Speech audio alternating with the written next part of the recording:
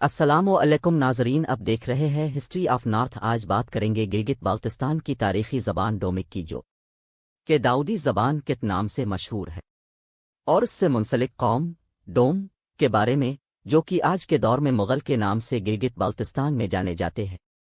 ساتھیوں، اس ویڈیو کا مقصد صرف آگاہی دینا ہے، کسی قوم اور زبان کی تعریف بے عزتی مقصود نہیں ہے۔ دوستوں، اگر ابھی تک اپنے ہمارا چینل سبسکرائب نہیں کیا ہے تو جلدی کریں اور بیل آئکن کو بھی دبائیں تاکہ آنے والی ویڈیوز سے اپ ڈیٹ رہ سکے۔ ڈومک کی زبان ڈوم قوم کے لوگوں کی مادری زبان ہے، جو بنیادی طور پر پاکستان کے شمالی علاقوں میں آباد ہے۔ ڈوم قوم کے لوگ پاکستان میں ایک پسماندہ کمیونٹی ہیں، جن کے بارے میں خیال کیا جاتا ہے کہ وہ وادی سندھ کی قدیم تہذیب کی اولاد ہے۔ ان کی ایک الگ ثقافت اور زبان ہے، اور ڈومک کی زبان ان کی شناخت کا مرکزی حصہ ہے۔ زبان روزمرہ کے مواصلات کے ساتھ ساتھ ثقافتی اظہار جیسے موسیقی اور شاعری میں بھی استعمال ہوتی ہے۔ تاہم، ڈوم قوم کے لوگوں کے پسماندگی اور زبان کی حمایت میں کمی کی وجہ سے ڈومک کی زبان کو اپنی بقا کو شدید خطرات کا سامنا ہے۔ ڈومک کی زبان ایک خطرے سے دوچار زبان ہے جو پاکستان کے شمالی علاقوں میں ڈوم قوم کے لوگ بولتے ہیں۔ ڈومک کی زبان کی تاریخ کا خود ڈوم کمیونٹی کے لوگوں کی تاریخ سے گہرا تعلق ہے۔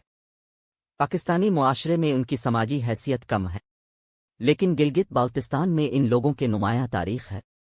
اس قوم سے تعلق رکھنے والے دلیر اور بہادر جنگجو میں شمار کیے جاتے ہیں، اور کہا جاتا ہے کہ ان کو شکست دینا مشکل ہے۔ ڈومک کی زبان کو الگ الگ زبان سمجھا جاتا ہے، یعنی دنیا کی کسی دوسری زبان سے اس کا کوئی معروف تعلق نہیں ہے۔ اس کی وجہ سے ماہرین لسانیات کے درمیان اس کی ابتدا اور لسانی درجہ بندی کے بارے میں کافی بحث ہوئی ہے۔ اس کی تاریخ کے لحاظ سے ڈومک کی زبان صدیوں سے ڈوم قوم کے لوگ بولتے رہے ہیں، اگر زیادہ نہیں۔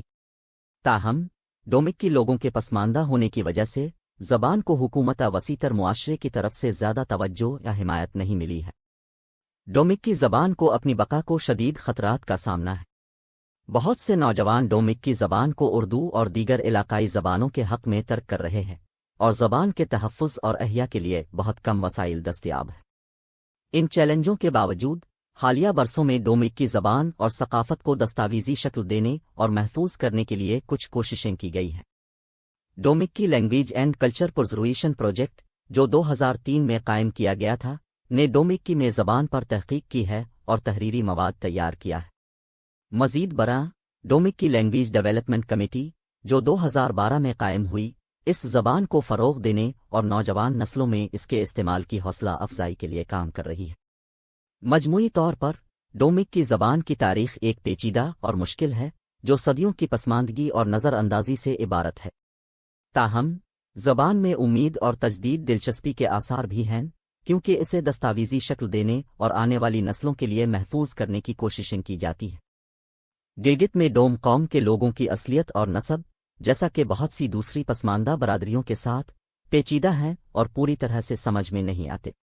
تاہم، کچھ اسکالرز اور مورخین کا خیال ہے کہ گلگت میں ڈوم قوم کے لوگ قدیم وادی سندھ کی تہذیب کی اولاد ہو سکتے ہیں، جو ہزاروں سال پہلے اس خطے میں پروان چڑھی تھی۔ دیگر نظریات یہ بتاتے ہیں کہ ڈوم قوم کے لوگ ہند آریائی یا دراوڑی نژاد ہو سکتے ہیں، اور ہو سکتا ہے کہ ماضی بعید میں کسی وقت جنوبی ایشیا کے دوسرے حصوں سے اس علاقے میں ہجرت کر گئے ہوں۔ یہ بات قابل غور ہے کہ گلگت میں ڈوم قوم کے لوگ ایک نسلی گروہ نہیں ہیں، اور ان کی مخصوص برادری اور مقام کے لحاظ سے ان کا نسب مختلف ہو سکتا ہے۔ مزید برآں، ڈوم قوم کے لوگوں جیسی پسماندہ برادریوں کی تاریخ کے تحریری ریکارڈ اور سرکاری دستاویزات کی کمی کی وجہ سے ان کے آباء و اجداد اور تاریخ کا زیادہ تر حصہ قیاس آرائی پر مبنی ہے اور جاری تحقیق اور بحث کا موضوع ہے۔ ڈوم قوم کے لوگوں کی ایک الگ ثقافت ہے جو ہندو اور مسلم روایات کے امتزاج پر مبنی ہے۔ ان کی ثقافت اکثر ان کے خانہ بدوش طرز زندگی اور پاکستانی معاشرے میں ان کی پسماندگی سے متاثر ہوتی ہے۔ اپنے پیشے کے لحاظ سے تاریخی طور پر ڈوم قوم کے لوگ موسیقار، لوہار اور ترکھان پیشے کے لیے مشہور تھے۔ وہ لوہے، بڑائی اور مٹی کے برتن بنانے جیسے دیگر پیشوں میں شامل تھے۔ تاہم، حالیہ دنوں میں ڈوم قوم کے بہت سے لوگ اپنے روایتی پیشوں سے ہٹ گئے ہیں، اور انہوں نے زراعت، تعمیرات اور یومیہ اجرت کی مزدوری جیسے دیگر شعبوں میں ملازمتیں شروع کر دی ہیں۔ پیشہ میں یہ تبدیلی مختلف عوامل کی وجہ سے ہوئی ہے، بشمول روایتی خدمات کی مانگ میں کمی، معاشی اور سماجی حالات میں تبدیلی، اور تعلیم تک رسائی اور دیگر مواقع میں اضافہ۔ ان تبدیلیوں کے باوجود ڈوم قوم کے لوگ اپنی ثقافتی روایات اور طریقوں کو برقرار رکھتے اور مناتے رہتے ہیں۔ ان کے پاس موسیقی، رقص اور دیگر پرفارمنگ آرٹس کا بھرپور ورثہ ہے جو اکثر نسل در نسل منتقل ہوتے رہتے ہیں۔ اس وقت گلگت بالتستان کی ثقافت کو اسی قوم نے سنبھال کر رکھا ہے اور نسل در نسل یہ سلسلہ آگے بڑھ رہا ہے۔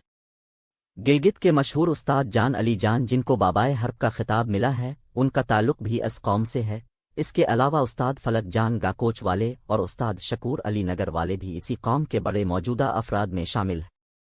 ڈوم قوم بھی گلگت، چلاس، تانگیر، دیریل، نگر، ہنزا، استور، گاکوچ، یاسین اور یہاں تک کہ بالتستان کے مختلف اضلاع میں رہتے ہیں۔ مزید برآں ڈومک کی زبان کے تحفظ اور فروغ کے لیے کوششیں جاری ہیں جو ان کی ثقافتی شناخت کا مرکزی حصہ ہے۔